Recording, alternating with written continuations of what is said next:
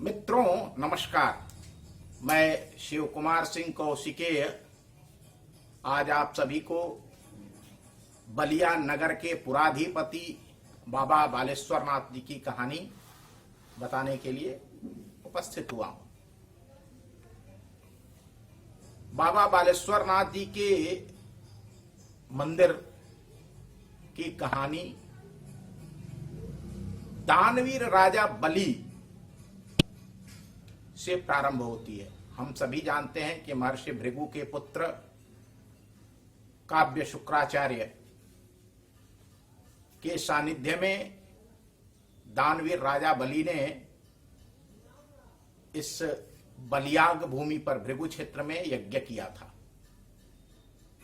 जिस यज्ञ में दान लेने के लिए स्वयं श्री हरि विष्णु भगवान को वामन रूप में बलिया आना पड़ा था। श्रुति प्रमाणों के अनुसार वर्तमान सुरहा ताल से लेकर के बिहार प्रांत के भोजपुर ताल के मध्य गंगा नदी अपने प्रवाह से इसके भूगोल को बदलती रही है। इसी जलधारा के बीच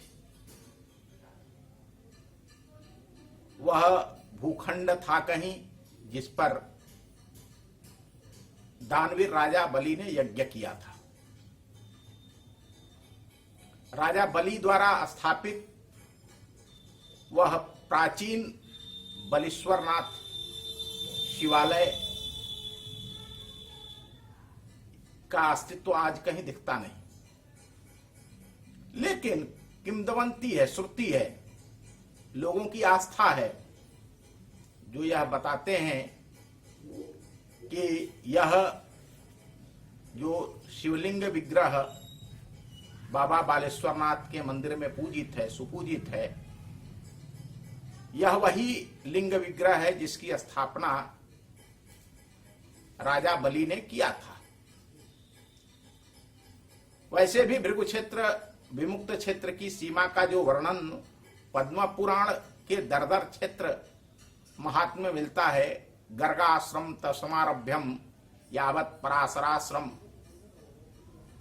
अर्थात पश्चिम में गर्गाश्रम व्यास स्थान बास्थाना, पूर्व दिशा में पराशराश्रम परसिया, उत्तर में सुरहा ताल और दक्षिण में भोजपुर ताल के मध्य का भूभाग ही बलियाग भूमि है।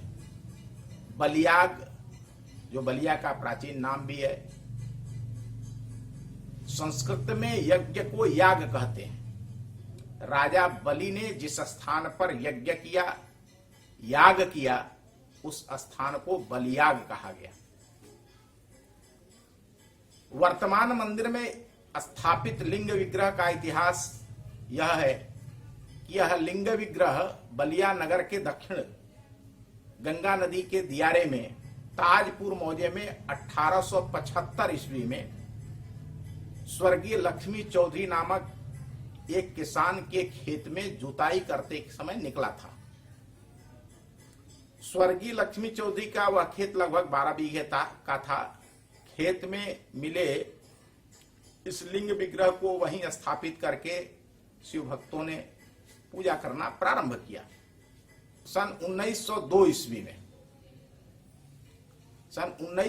ईस्वी में जब गंगा नदी की कटान यहां तक पहुंच गई, अर्थात लक्ष्मी चौधरी का खेत गंगा की कटान में विलीन हो गया, तो इस शिवलिंग को भक्तों ने अभी वर्तमान के बालेश्वर घाट शनिचरी मंदिर के पास, जहां बिचला घाट पुलिस चौकी भी स्थित है, वहां ले आकर के स्थापित कर दिया। पहले इस घाट का नाम जहाज घाट था,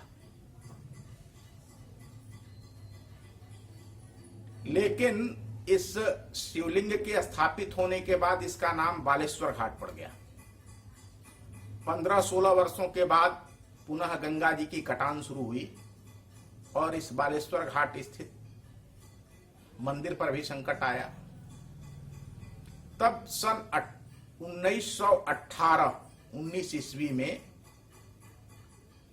जो वर्तमान स्थान है यह स्थान सिकंदरपुर तहसील के रामापार गांव के एक संपन्न समृद्ध जमींदार बाबू रामजस भगत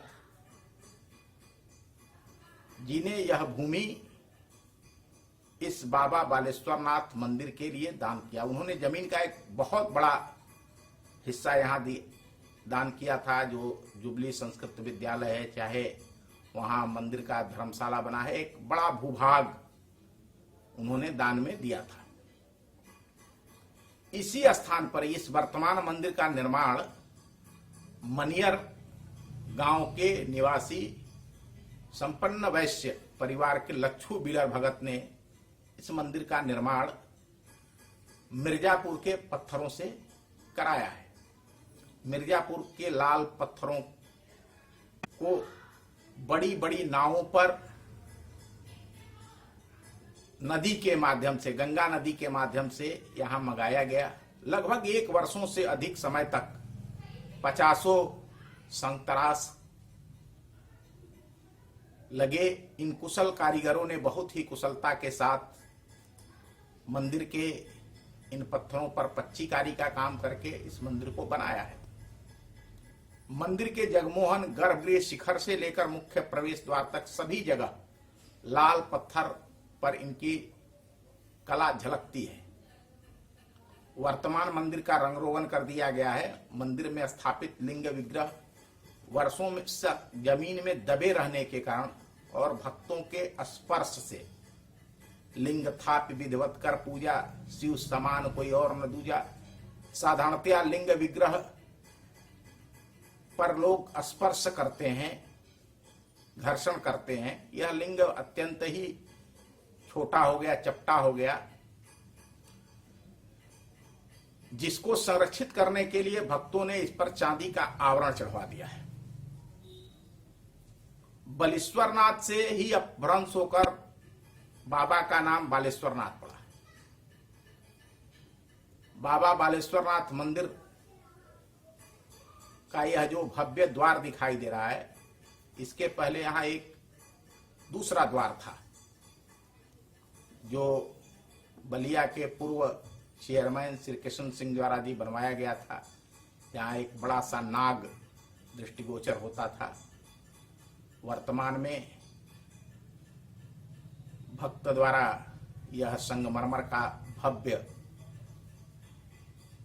मुख्य द्वार बनवाया गया है, जो अत्यंत ही दर्शनीय है। यह आज आप सभी को बाबा बालेश्वरनाथ की कहानी बताते हुए मैं बाबा बालेश्वरनाथ के श्री चरणों में प्रार्थना करता हूं कि आप सभी का मंगल करें। बहुत बहुत